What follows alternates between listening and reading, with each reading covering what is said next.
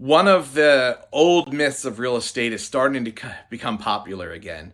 And that's because the market has started to correct itself a little bit. It's still a seller's market. It's just not as crazy as a seller's market as it was the past couple years. So people are starting to think again about, let me price my home high, and then it'll get negotiated down to the place where I really want to sell it.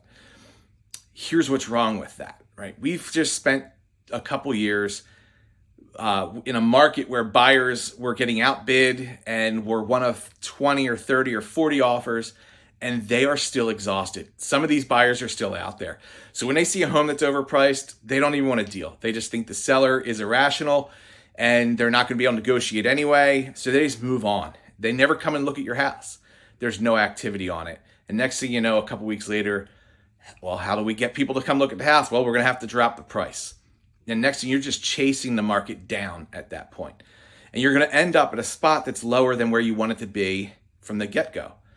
So the best thing to do is to work with somebody who knows how to price your home properly, to get the most activity and to get the most interest and to end up getting the most return, to not leave money on the table.